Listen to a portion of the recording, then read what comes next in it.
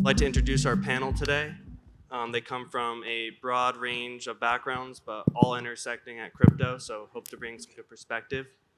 Here is Jacinto. Yes, hi, I'm Jacinto. I'm a partner at J&W Strategies, and I'm a board member of Engage Raise, which is the first fully FEC-compliant fundraising platform. Hello, everyone. My name is Coby Moran. I'm with Merkle Science as our lead investigator. In a prior life, I was with the FBI as an analyst and did a lot of cybercrime and cryptocurrency investigations.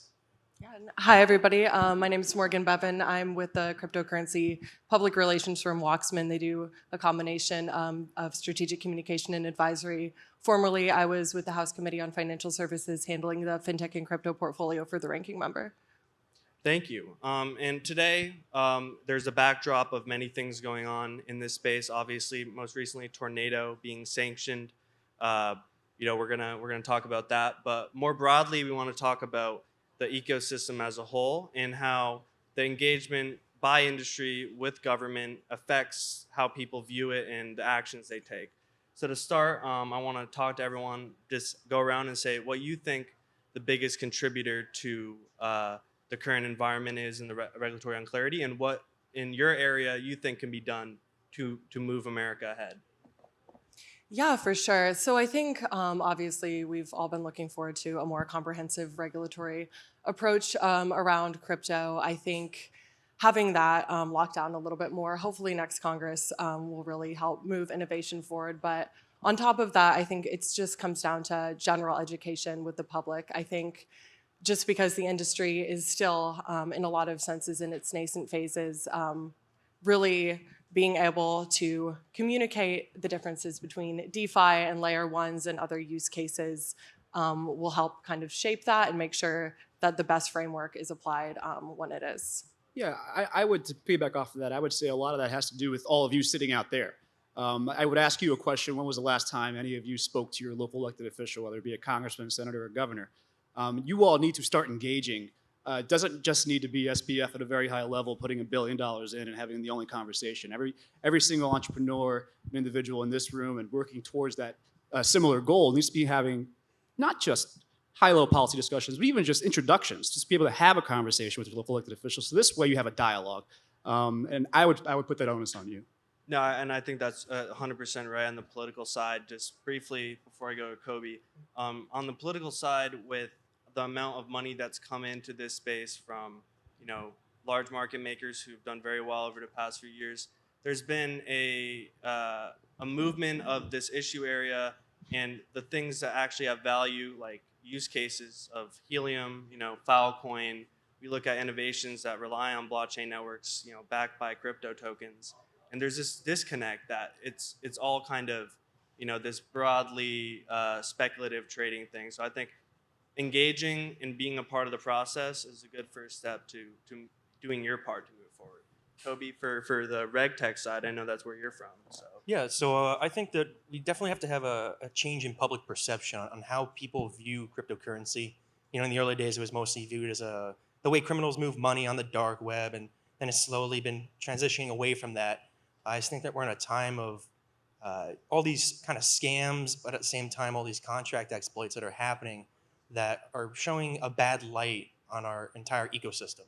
So if we can kind of show that, it's not that these tokens or this environment that is actually the problem, it's just particular individuals, and that the overall environment itself is actually quite beneficial to what we want to achieve for the future of a decentralized governance and decentralized financing throughout the whole world. thank you. And follow up on that, you work with Merkle Science. They're a blockchain analytics firm, and they work to solve those issues with government. What can industry do to be proactive in DeFi and Web3 to integrate it into the way that they structure their products and services and DAOs? How can industry be ahead of the curve when implementing best practices in risk management? So we offer essentially two sides of our house are tracing and compliance. On our compliance side, that is mostly for your exchanges, your financial institutions, your regulators and such. And that sort of information that we house and others like us house help us and our clients determine whether something is a risky asset. By risky asset, I mean a particular customer or a particular address wallet, what have you. So by using information that's both public and private, by that I mean off-chain data, we have a better picture of what really is going on with particular individuals or companies and how that's going to affect financial institutions and the overall legal and legit sort of environment that we live in. I mean, going from there and moving forward, I think we need to educate people on how the environment works, what these smart contracts are actually doing, because people understand that a smart contract it's just a smart contract and don't really understand the underlying principles of said smart contracts. Swapping protocols from or blockchain hopping from Ethereum to Polygon, having people understand what's going on there and what they are actually doing is something that unfortunately not many people outside of maybe our space really fully understand what's going on. For regulators, again, education I think is just the biggest, most basic thing that we can do. A lot of lawmakers don't fully understand what's going on in the crypto environment, don't fully understand what significance of illicit transactions versus normal trading patterns are, and don't understand lending platforms and possibly staking yields. So education is definitely number one in what I think we should be doing. Thank you. And to move on from that, Morgan, you're with Wachsman, you're a consulting firm that works with blockchain, Web3, and crypto companies to weather the press and politics. How do you look at the broader way that policymakers have looked at this historically and how they're looking at it today? And what trends are you seeing in how it's being talked about in government and moving forward versus where we were 2 years ago? Yeah, for sure. So when I first went onto the Hill in 2020, that was kind of when crypto first kind of came onto the scene, and it was, of course, only financial use cases from the Know Your Customer anti-money laundering kind of concerns there. From that, it has expanded so much. I think especially over the past year, we've seen NFTs, DAOs, sports, so many other use cases that I think go so far beyond financial services that really haven't been talked about in Congress. And I think that's kind of where the entire DeFi community can go onto the Hill and communicate with staff and start having those conversations on how to go beyond just money transmission. And I think the narrative there is also, I think a lot of the critique of the industry had been, oh, there's a lot of consumer protection issues, but they can use like the data monetization models in Web3 to actually start giving back to people.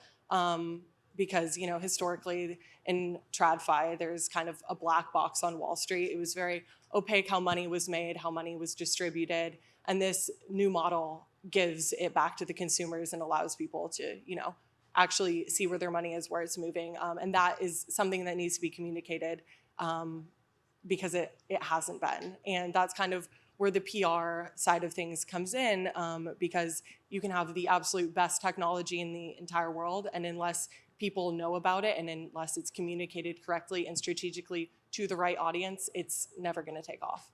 Yeah, no, I completely agree with you. But part of it is also at a very high level through PR and whatnot. But you also need to go down to DC. Jamie Dimon is in DC 90 days out of the year.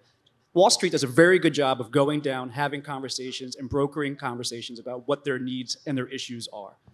Our system in the DeFi world has just not been able to articulate that. They're just starting to do that now at a very high level with SBF and Ryan Salem and all of them, and GMI Pack and HODL Pack. But I cannot stress enough that it doesn't just need to be the billionaires playing this game. It could absolutely be everybody in this room understanding and strategically targeting the right individuals to have conversations with. So.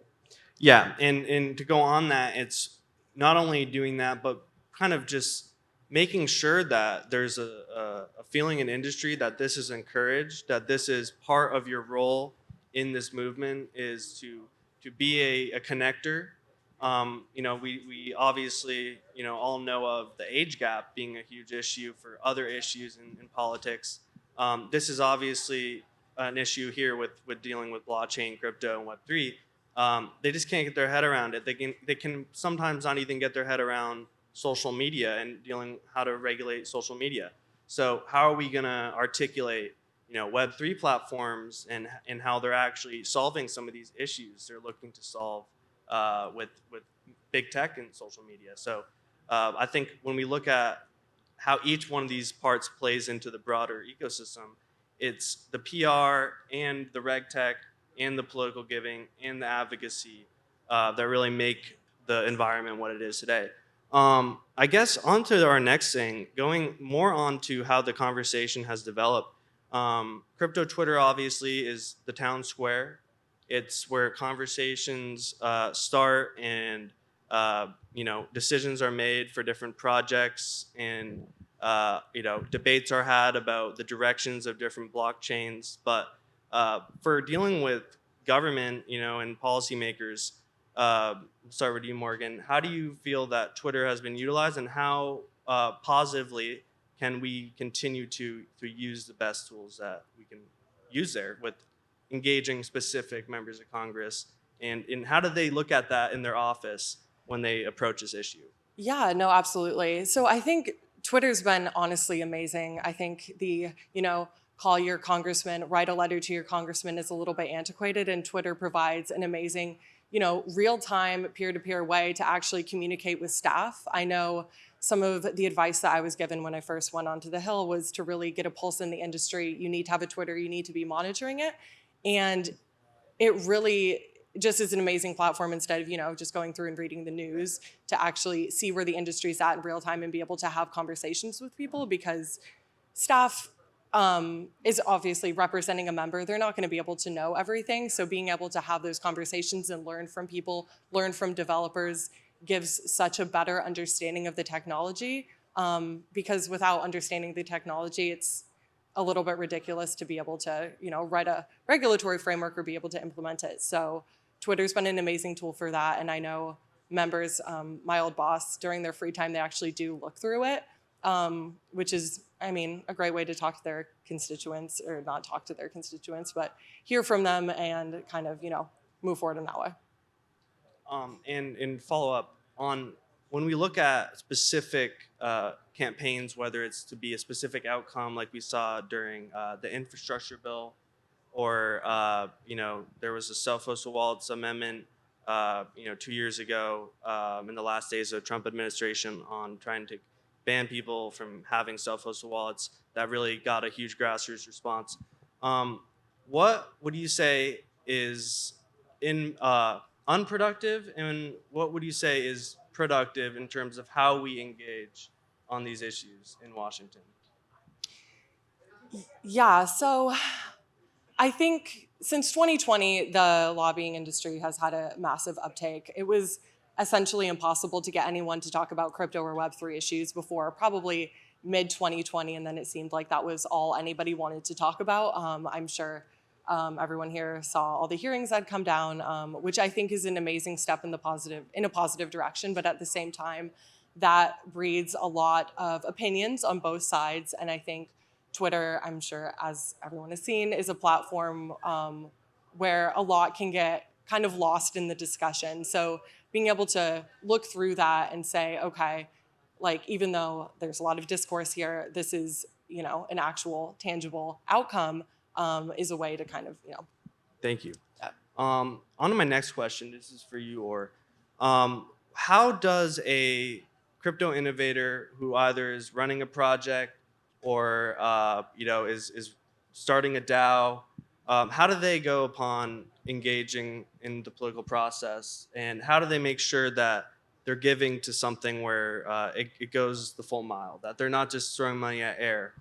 Sure, absolutely. So first, definitely reach out to your local electeds. Those are the most important things you can have a conversation with. Reach out to your to your congressional member that represents you. Secondarily, as I mentioned, I'm on the board of Engage Raise. It's engageraise.com. What we've actually done for you already is basically listed the top 20 pro-crypto politicians in the U.S. House and Senate. They're right there. You can give your crypto through it, fully FEC compliant, fully legal, and these are the top 20 individuals who basically we've all identified as being pro Web3. So again, engageraise.com. But outside of that, it's also, not everybody can hire a lobbyist, right? Not everybody has $20,000 a month or $30,000 a month to go out and hire a team of lobbyists down in DC. So that is really why it is important to talk to your local elected official, because honestly, you are their constituent. They are there to hear from you. And just reaching out and having a conversation will go a long way, believe it or not. They do want to hear from you. That is the whole point of constituent services. They have entire offices dedicated to speaking to you. So that's what I would say. And how would you say, as an individual, how is the best way to go upon doing that? Is it just donating, or do you want to go out and organize? Is there roles for people to play in the industry after the election? So I always used to say there's the 3 T's in politics. It's time, it's treasure, and it's talent. Those are 3 things you could do politically to move your issue, right? So the first thing is treasure. Yes, absolutely give them some money. Trust me, they'll listen to you a little bit more. Second is time. So get involved with an organization like yours or another association that is going to be advocating for whatever you guys are working towards and identifying those proper elected officials for you to advocate for or against, right? And then the last is talent. So if you guys have a specific talent that you're building something that you might think could be interesting gov tech, believe it or not, government technology is something that is moving extremely slowly, and we need people like you to actually come in and fix some of these antiquated technologies that are completely 30, 40, 50, 60 years behind. So absolutely have a conversation, reach out. You'd be surprised. They want to talk to you. Thank you. Coby, recent news, obviously everyone's aware, Tornado Cash, a mixer, so-called mixer, that allowed people to basically move money around privately or obfuscating the source. When looking at this through a reg tech perspective and seeing kind of the response from people in government, even kind of industry, seeing certain industry players taking very quick action, banning addresses, and then others kind of finding it more difficult because they're more decentralized or there's not a single entity or server host. What is your view on this, and what do you think it means for the industry and as a timeline for the broader U.S. competitiveness and regulatory space? Yeah, sure. So the recent Tornado Cash sanctioning really stemmed from North Korea laundering, I believe it was like the top 10 most recent hacks or exploits that they'd done through Tornado Cash and then obviously back to themselves. So that's where it initially stemmed from, and that is why it's been sanctioned. From there, though, as we've seen recently, people are receiving money from Tornado Cash wallets that are in very small amounts, and it's kind of as I see it, a response, like a little joke in the sense of, well, if you're going to sanction anything come from Ethereum, now we're just going to taint hundreds of thousands of people. Now they can't use their stuff, and at the same time, kind of hurting the entire industry. From a reg tech point, we've had to kind of assess ourselves or reassess ourselves and looking at those wallets that may have been affected by that, because initially if you say everything from there is sanctioned, so everything touching it is now sanctioned as well, that's a very, very direct and very harsh approach to people that are probably mostly innocent when it comes to trying to interact with their home-based wallet at whatever exchange they're using or swapping platform. Going forward, I mean, it's usually been a thing of once a big move like this happens, there's a huge backlash, and then things starting to loosen up a little bit as we get further clarification, further guidelines from policymakers, from other financial authorities around the world as to how they're going to treat the situation moving forward. And then at the same time, financial institutions can institute their own policies as they are free to do so, and restrict those wallets. And despite there being government mandates saying, it's okay if they have X amount of percentage that's received of a particular crypto from kind of Ethereum transaction database, but we're not going to accept anything as a financial institution because we don't want to take that risk. That is up to them, not necessarily the government in this case.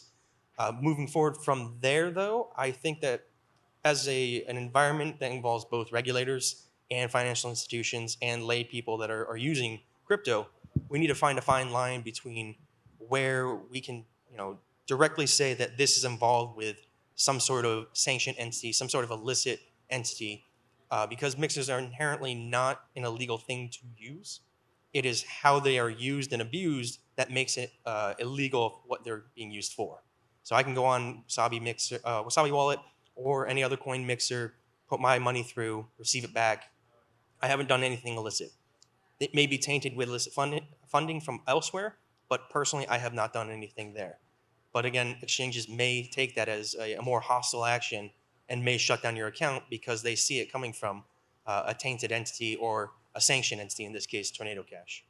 So, Thank you. No, it's very helpful. It's moving very fast, and a lot of feelings on many different sides of this issue. My next question is broader, and everyone will probably have a different answer in their specific wheelhouse. But what are the biggest challenges to U.S. really being the leader and the place where this technology is incubated and talent comes?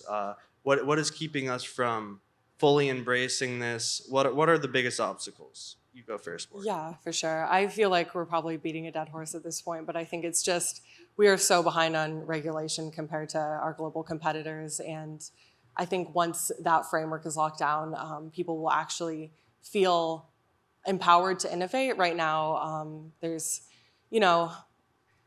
regulation by enforcement or something there because Congress hasn't come out with a legislative structure yet. So once firms can actually, fully blossom inside the US, they're not going to feel the need to move to somewhere with a lighter touch or a more welcoming regulatory framework. yeah, to go on that as well, it's right now, and I agree with it and I don't agree with it, where an innovation will take place and then the government will step in and say that should not be a thing, we're going to fine you for that. But at the same time, we want you to innovate brand new things for us. It's kind of a damned if I do, damned if I don't. I think that's what with regulation comes with it, education as well. But the trial and error of it, I think, may need to be dropped a little bit. That's just a personal opinion. Of when they come in to say and see these things and go, hey, well, you're operating as an unregistered security.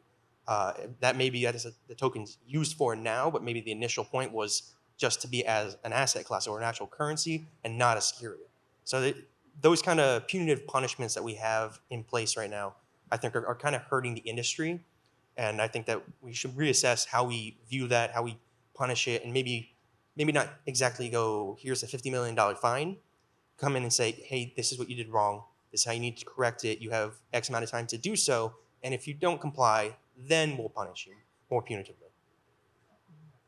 Yeah, actually, I'm gonna flip this on its head. I have a question for one of you guys, really quick.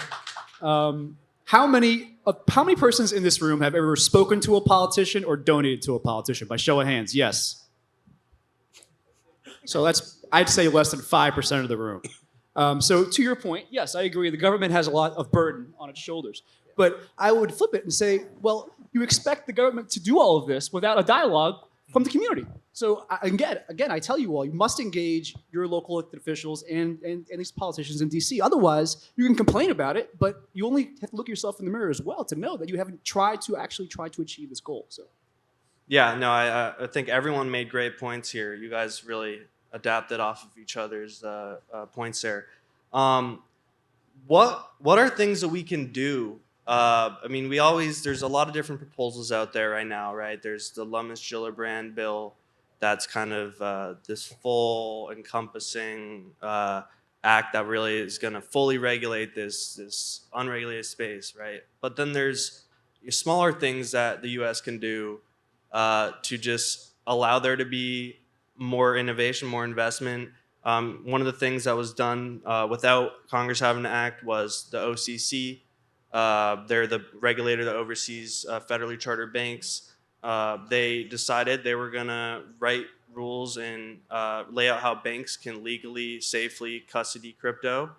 And then later expanding that to stable coins being used in one-to-one interbank transactions. So what are some other actions in an area that you think the government should be looking at least?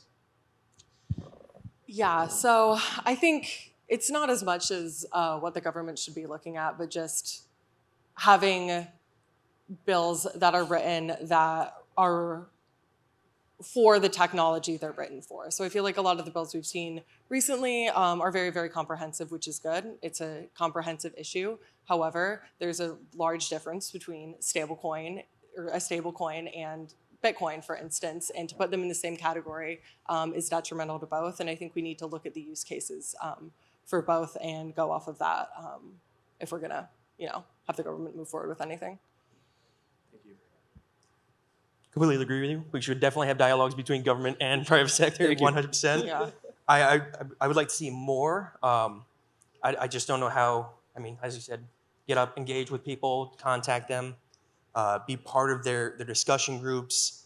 But at the same time, I think we should also, I don't want to say demand or mandate an educational policy when it comes to certain tasks and certain policies for senators and representatives. But a basic understanding, at least across the staff, and to have them understand, hey, if I'm going to do this, I need a devil's advocate to play the opposite side and say, hey, what's it going to hurt? Yeah, And I think that one of those things is necessary more so than the other. I'm just not sure which.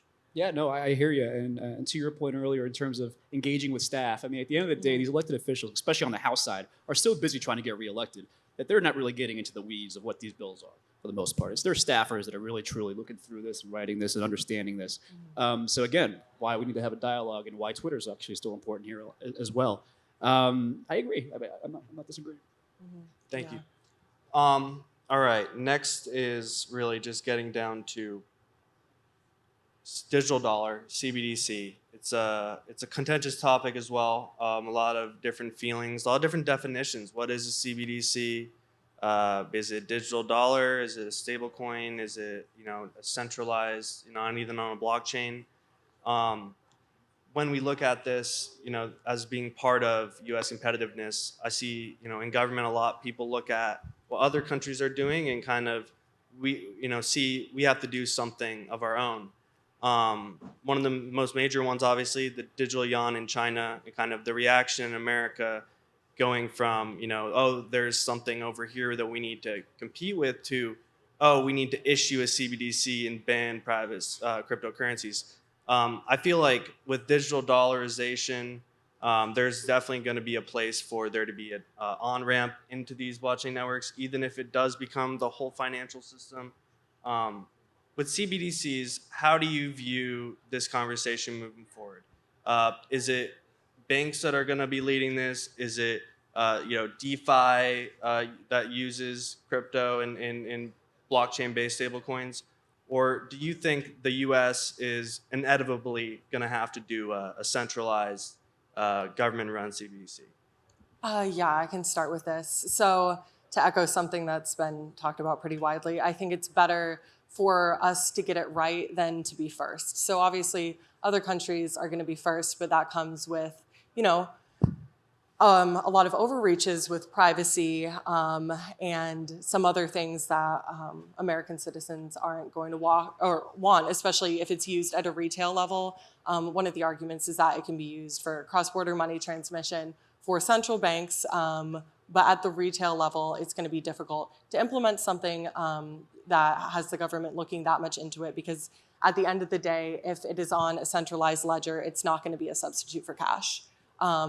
So just really looking at what technology is being used and also looking at public-private partnerships, and if that's another option that can do the same thing with, making it cheaper and more efficient and more cost-effective at the end of the day to get money, to each other and across borders, is something we should look at.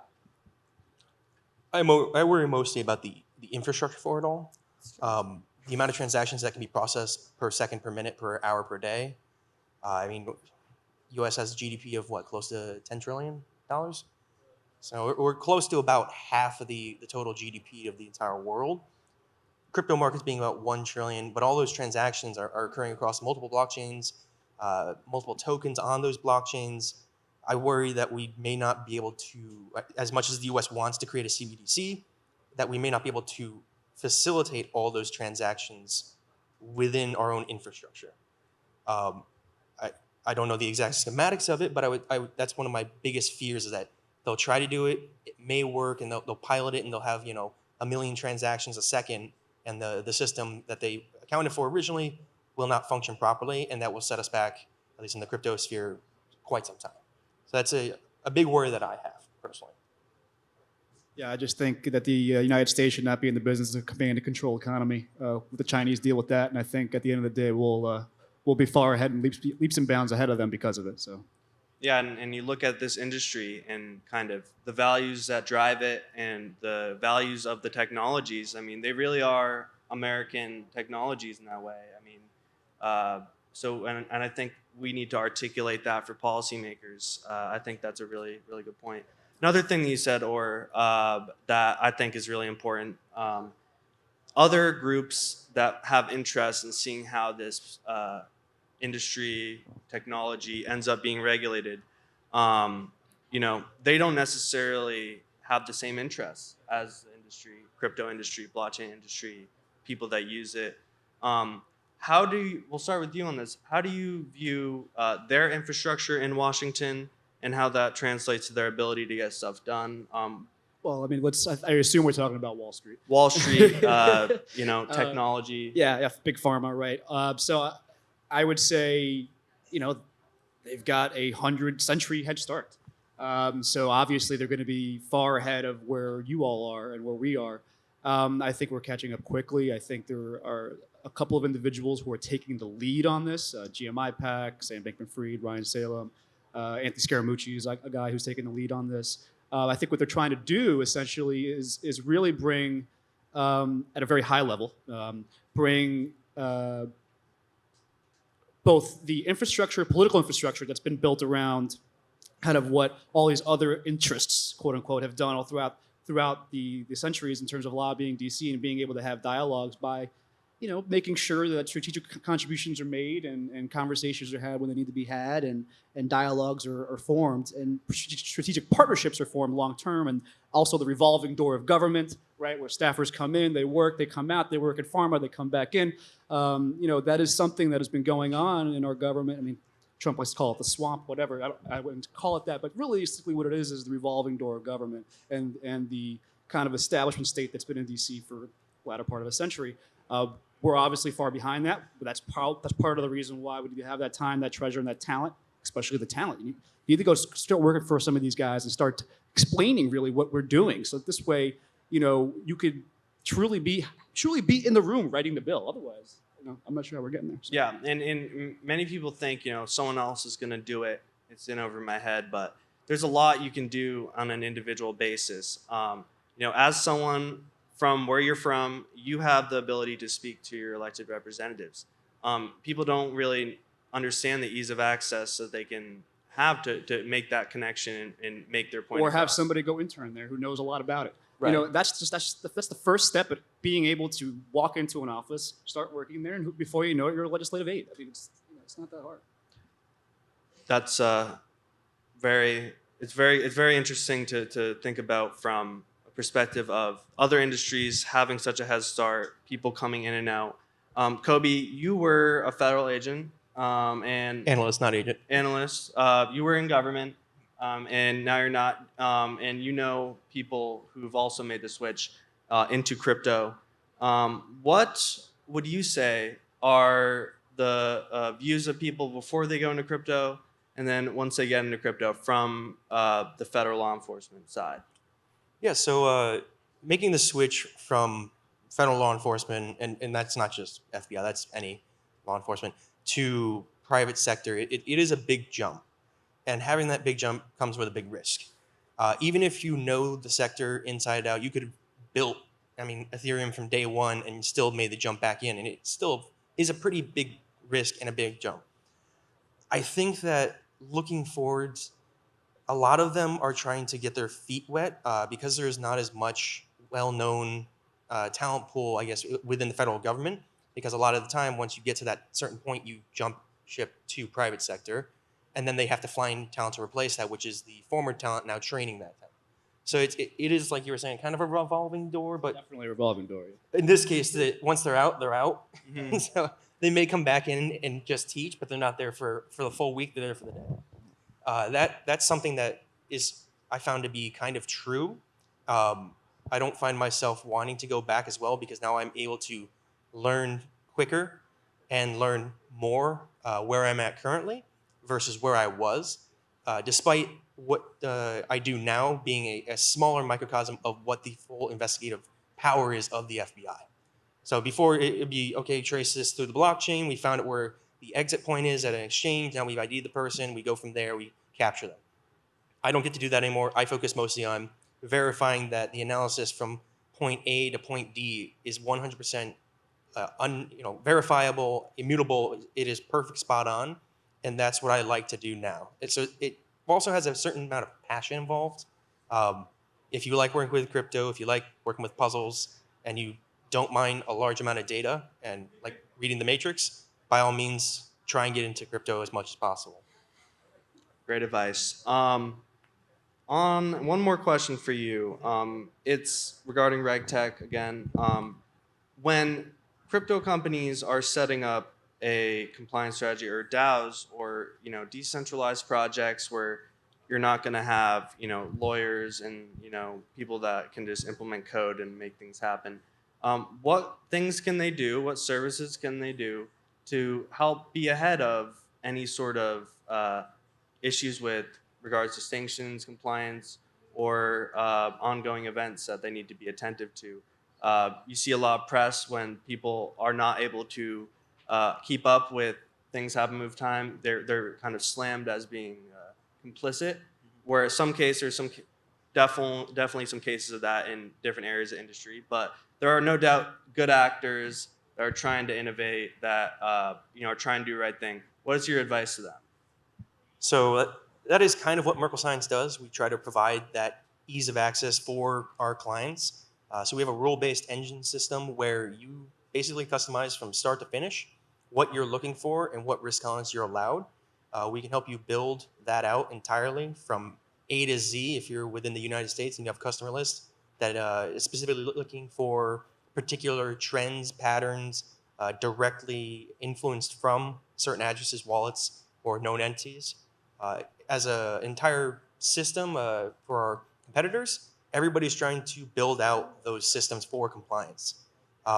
If you can't afford one of those sort of things, attending trainings on how to read the blockchain better, how to differentiate what sorts of things are coming from exchanges versus peer-to-peer networks versus just a singular wallet transferring to another singular wallet, those kinds of understandings will help you at least have some sort of measure of or risk adverseness towards taking in from illicit finance. There are also free open source tools out there that you can access that will show you, hey, this is part of a scamming address, this is part of a darknet market. They're completely free, they're open source, you don't have to pay anything for them. You just look them up, put it in a wallet, it'll spit out the answer. And you can also use those as part of your risk aversion. But if top of the line kind of stuff, you're going to have to go through these sorts of companies to really facilitate true strict compliance to your exact specifications. That's kind of really the only way, other than these mom and pop shops using open source free tools. Thank you. The programmability, auditability of blockchains, they're kind of made for they're building blocks, and you can build the rules into it. So it's very, very interesting. One thing I'll ask, and then we'll do some questions from the audience. Going into 2022, rest of 2022 and 2023, what do you think are the things to watch for to show where we're moving as an industry, regulatory-wise, and as a country, industry-wise, whether or not you think this is going to maintain its leadership in this space, or do you think there could be events from government that lead to a further exodus of talent in industry overseas? Yeah, so I'm personally optimistic going into next year. I think that there are some great things that are coming down that provide the framework to move a positive agenda forward for the industry. I think that will probably first come in the form of some sort of regulation for stablecoins, especially in the wake of everything that happened with some of, Terra Luna and then some of the other C5 platforms, just a framework for that, and then probably expand beyond that. But again, I'm optimistic. We will see, but yeah. Likewise, optimistic as well. I do hope as well we get the regulation on stablecoins. I keep saying it, but education and adoption across the entire environment. If people don't like cryptocurrency but have at least an understanding of why they don't like it, I'll take that point more so than cryptocurrency is bad because bad guys use it. So, yeah. Yeah, no, agree. I mean, obviously, I think most of us would agree we'll probably get a change in leadership, at least on the House side down in D.C., where the Republicans probably come in the office. So do you think you'll get something done before November or January, rather? Oh, that's a good question. I'm not on the Hill anymore, Okay, so I no wish I worries. could answer Just a that. question. But I think everyone should keep their eyes open and Cool. see. And there's been a lot of work being done over the past few years. I mean, there's been a lot of ground game. A lot of people have been engaging people in Congress. So if that were to be the case, I mean, there's a lot of Democrats and a lot of Republicans, that have taken this on as an issue that they're good on. So Yeah. from a political perspective, this is 2022. It's an election year. What can people in the space do? Right now, going into, there's still primaries happening in some places, but when the generals hit, do you encourage crypto investors to use this as a way to start advocating? Yeah, absolutely. So here in New York, we've got a primary on August 23rd, next Tuesday, actually. So I think it's one of the last primaries in the country. But yeah, no, definitely. Obviously, the fight for the House is going to be very difficult on either side. The Senate is probably a coin flip at this point. I would argue that you should go on EngageRaise.com and give a contribution to the individual within the party you support to help your party maintain control or flip the House or the Senate. But also, again, I would argue, really reach out to your local elected, start a dialogue, start a conversation. But absolutely, this election this November is going to be very tight on both sides, I'd argue. Awesome. I'll leave it to the policymaker and the political guy. Don't worry. If you have something to add on it, go for it. I think that they should advocate for the understanding of what's happening in their space, not just the prime time quick little 10-second blurb of crypto is bad because we've seen that being used by North Koreans to launder their money. And I mean, now it sounds like, oh, now it's all that crypto does, instead of crypto also helps people pay remittances to their family across the world in a mere matter of seconds with extremely low fees and even quicker than Western Union or an ACH transfer. You can get your money in your wallet right now. People can store their money and have it actually stay as a kind of an inflation hedge in certain countries that are really having hyperinflation. They need to list out the pros and the cons, show it to each person, and really say, do you understand what's happening now and why it could be a potential plus and where it can also be abused. Yeah.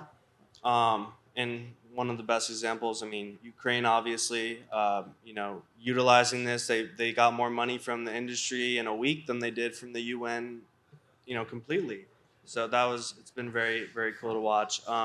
Also, Taiwan recently, they just announced that they're using Web3 infrastructure to host digital infrastructure following the cyber attacks that followed the visit of Nancy Pelosi.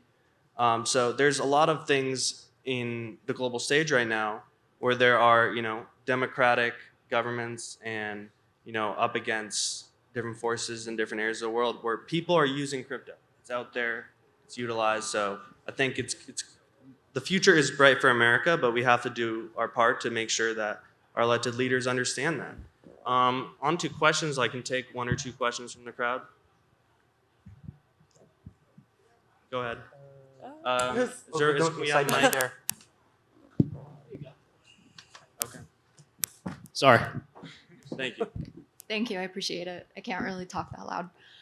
So talking about U.S. competitiveness, it struck me that there's a domestic aspect as well. And I think one of the biggest risks that we have in the crypto space, aside from politics, is the lack of diversity and representation that we see in crypto to date. And a lot of those trends I'm kind of seeing mirrored from what we saw in Web 2, meaning it's, a lot of the leaders and biggest voices and spaces are white male dominated. So what do you think we have to do in order to make space for, increased gender expression, race, diversity, and not continue on those same trends? I can answer, and then and anyone else that has an answer as well. I think it's a very good question, and it's very important. It's important for not just the country to be doing that with every industry, but crypto specifically. We want to make sure that this is a place that people, anyone that wants to be a leader in this can. We need more people. We need people that want to learn, that want to lead. That means being inclusive and being a place that anybody from any ideology, any background, whoever they are, can feel comfortable being a leader and is respected. I think crypto has had some issues with that, and some more issues than even Silicon Valley in recent days. But I think that's going to play an important role in U.S. competitiveness for sure. I think when you talk to people on the Hill, I mean, you're going to want to be able to show that this is benefiting everybody, and I do believe this technology is for the benefit of everyone. But we need to be able to bring that forward as well. Yeah, no, I would absolutely echo that. I know a lot of the clients I work with, especially and at Wachsman, we try our absolute best to elevate women in the space. I think it adds a perspective that is absolutely needed for this industry specifically, since it's so new and growing. And in order to move forward and remain internationally and domestically competitive, it's something we need to emphasize. And I think that's done through, grassroots and opening the doors, because, it can be a little scary to enter a space that's, so nuanced and technical, and to provide those avenues for access is something that, every single firm can do. The political aspect, I would say, take a look at Richie Torres. Richie Torres is a African-American Hispanic male up in the Bronx who's doing a lot, both in inner city education and very pro-crypto. That would be one person I'd say take a look at and engage with. Yeah, Richie Torres, he's probably some of your congressmen here. He's doing great stuff on this. So if you have a project or something you're doing in this space, definitely try to talk to him, show him, keep him excited on this. And whoever your congressperson is, do that. Specifically to your question, Torres would be the person to speak to. Yeah. One more question, I think we have time.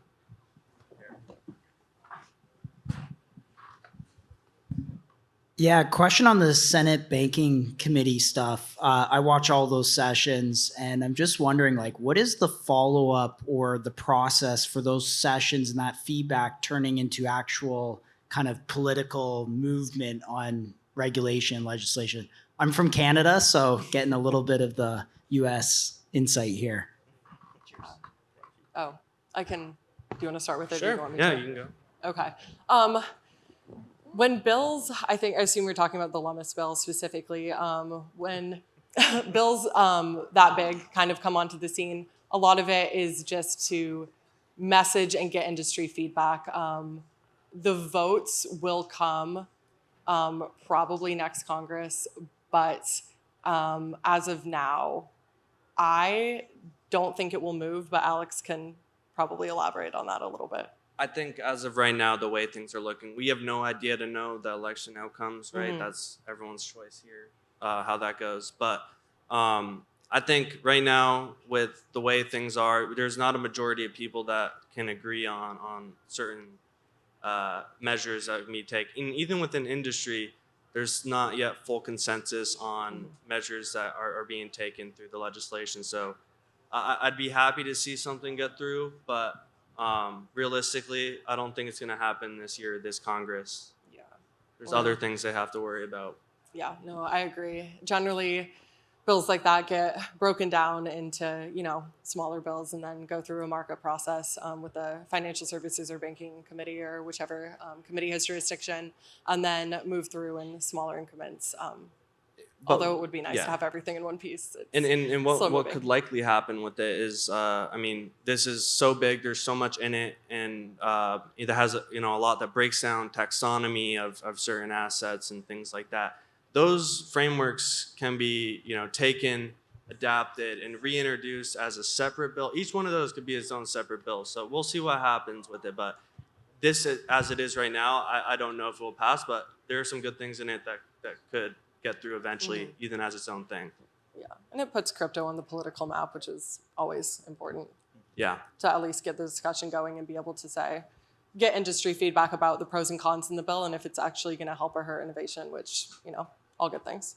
100%. Well, I want to thank everyone for listening. I hope you learned something. Definitely, reach out, stay engaged, and thank you.